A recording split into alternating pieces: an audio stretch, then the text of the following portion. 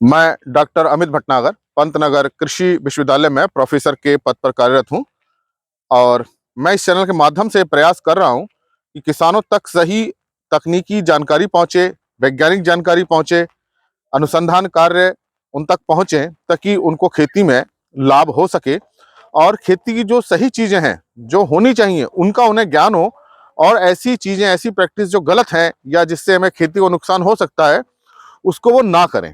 तो इसके लिए मैंने अपने इस चैनल पे कृषि किसान एक प्लेलिस्ट बनाई है जिसमें मैं हिंदी में चर्चा करता हूं और भी बहुत सारी प्लेलिस्ट हैं जो एग्रीकल्चर के कोर्सेज से रिलेटेड हैं, उनको भी आप देख सकते हैं।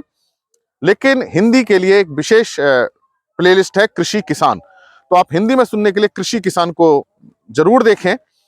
आज जो मैं ये बात करना चाह रहा हूं वो पोटेशियम खाद की है कि पोटेशियम को जब हम जमीन में देते हैं तो पोटेशियम का किस तरह से नुकसान हो सकता है और उस नुकसान को हम कैसे रोक सकते हैं। देखिए, सामान्यतः जो हमारे देश में मिट्टी है, उन मिट्टियों में पोटेशियम की पर्याप्त मात्रा रहती है, लेकिन बहुत से किसान भाई पोटेशियम खाद का प्रयोग नहीं करते हैं, जिस कारण से अब पोटेशियम की कमी आनी शुरू हो गई है और इसके लिए पोटेशियम खाद का प्रयोग करना बहुत जरूरी है। तो जैसे आप नाइट्रोजन प्रयोग करते हैं यूरिया के लिए, डाई अमोनियम फास्फेट प्रयोग करते हैं नाइट्रोजन फास्फोरस के लिए, एसएसपी प्रयोग करते हैं फास्फोरस के लिए, इसी तरह से पोटेशियम के लिए भी खाद आती है। म्यूरेट ऑफ पोटाश आती है और पोटेशियम सल्फेट भी खाद आती है। ये दो मुख्य खादें हैं और हमको कार्बनिक खादें तो प्रयोग करनी ही चाहिए, चाहे वो गोबर की खाद हो, चाहे वो वर्मी कंपोस्ट हो, चाहे वो हरी खाद हो, चाहे वो जैव उर्वरक हो। इनका प्रयोग तो हमें करना ही करना है क्योंकि इन्हीं कार्बनिक खादों से हमारी मृदा का स्वास्थ्य अच्छा रहता है और पौधों को पोषक तत्व मिलते हैं।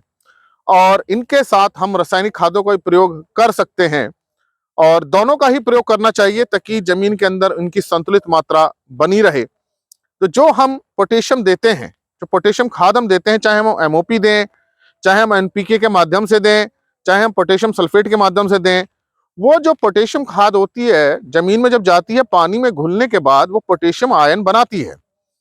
अब मिट्टी के कणों के अंदर ये क्षमता होती है कि उस आयन को अपने अंदर बांध ले, रोक ले, उसके अंदर वो फंस जाती है। एक तरह से फंसना हम कह सकते हैं।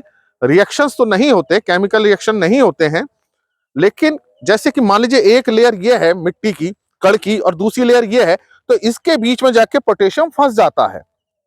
मान लीजिए कि ये पोटेशियम का है, हमने खाद से डाला और मिट्टी के दो कण है उसके बीच में जाके फंस गया। अब मिट्टी अगर सूख गई तो फंसता चला जाएगा और मिट्टी जब गीली होगी, बारिश होगी या सिंचाई करेंगे तो ये मिट्टी के कण फूलेंगे पानी से, तो ये खुल जाएगा और खुलने के बाद अगर ज्यादा पानी हो गया तो पानी के साथ बह के नीचे चला जाएगा। तो जो पोटेशियम हमने दिया मिट्टी के कणों में बंधा था वो खुल तो गया और जड़ों तक पहुंचा, लेकिन ज्यादा पानी होने से वो नीचे चला गया। अब ये जो मिट्टी के कणों जो बांधते हैं, ये मिट्टी के अनुसार अलग अलग होते हैं। चिकनी मिट्टी में अलग होते हैं, दोमट मिट्टी में अलग होते हैं, बलुई मिट्टी में ये अलग होते हैं। और जो चिकनी मिट्टी होती है, जो क्ले होती है, उसमें ज्यादा क्षमता होती है इसको बांधने की। तो अगर हम चिकनी मिट्टी है जिसे हम भारी मिट्टी कहते हैं, उसमें अगर हम पोटेशियम खाद प्रयोग करते हैं तो उसमें यह संभावना कम है कि वो पानी के साथ बह के नीचे चली जाए, जमीन से जड़ क्षेत्र से नीचे चली जाए। और जब वो जड़ क्षेत्र से चली जाएगी तो पौधे को नहीं मिलेगी, यही नुकसान होता है। तो ये नुकसान बहुत ज्यादा देखने को मिलता है ऐसी मिट्टी में जो बलुई है, सैंडी है, हल्की मिट्टी है, क्योंकि उन मिट्टी के कणों के अंदर इसको बांधने की क्षमता कम होती है और दोमट मिट्टी में ठीक ठाक होती है, अच्छी होती है। तो अगर आपकी मिट्टी दोमट है या भारी मिट्टी है तो उसमें यह संभावना कम है कि पानी के साथ पोटेशियम नीचे चला जाए।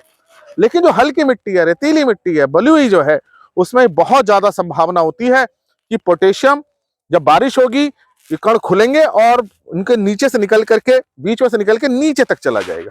तो ये एक नुकसान होता है पोटेशियम खाद का। इसे हम निक्षालन कहते हैं, अंग्रेजी में इसे हम लीचिंग कहते हैं। ये लीचिंग नाइट्रोजन में भी होती है, नाइट्रेट के रूप में होती है।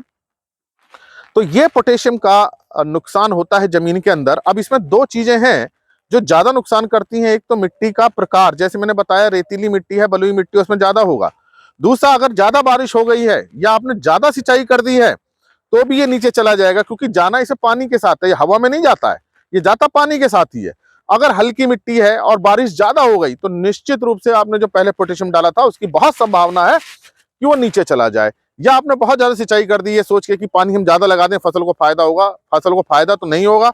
और भी पोषक तत्व, पोटेशियम के साथ और भी पोषक तत्व नीचे चले जाएंगे। तो पहला जो ये है नुकसान जो होता है पोटेशियम खाद का, इस तरह से होता है, निच्छालन से होता है, जिसे हम लीचिंग कहते हैं। तो पहला तो ये है नुकसान का कारण। दूसरा नुकसान क्या है कि देखिए, जैसे मैंने बताया कि मिट्टी के कणों के बीच में पोटेशियम होता है।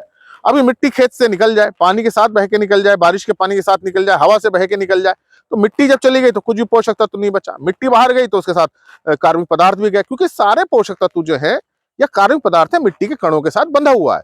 तो मिट्टी का जैसे ही अपरदन होता है, पोटेशियम क्या, जितने भी पोषक तत्व हैं, फास्फोरस है, कैल्शियम है, मैग्नीशियम है, कार्बनिक पदार्थ सब चले जाते हैं। तो मृदा अपरदन एक दूसरा कारण है। तो आपको अगर पोटेशियम को रोकना है तो एक तो मृदा अपरदन को रोकना होगा। मृदा अपरदन रोकते ही सारे पोषक तत्व भी रुक जाएंगे, कार्बनिक पदार्थ भी रुक जाएंगे। दूसरा उपाय आपको ये करना है कि निच्छालन जो हो रहा है, लीचिंग लॉस जो मैंने बताया, उसको रोकना है। तो जो लीचिंग वाला है, इसको आप अपरदन रोकने का प्रयास करते ही हैं, लेकिन जो निच्छालन वाला कैसे रोकें? हल्की मिट्टी है, खेत की मिट्टी आप बदल नहीं सकते, बारिश पे हमारा नियंत्रण है नहीं, तो इसको कैसे रोकें?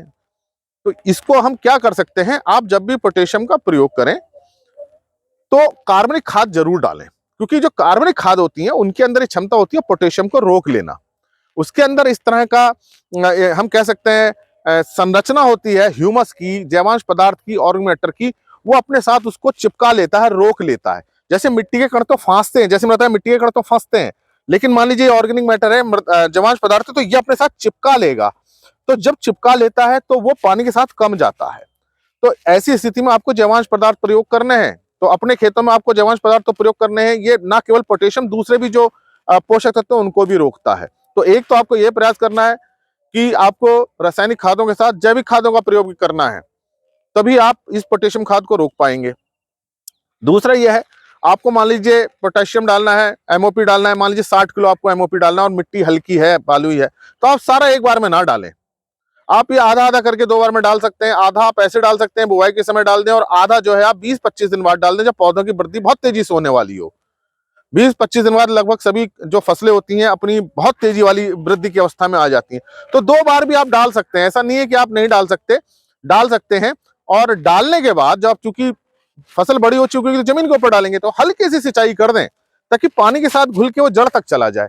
तो केवल डालना ही नहीं है, वहां पे आपको हल्की सिंचाई भी करनी है, क्योंकि वो पानी के साथ घुल के जड़ तक जाए, जड़ तक पहुंचना जरूरी है। तो आपको ये मैंने 2-3 उपाय बताए हैं।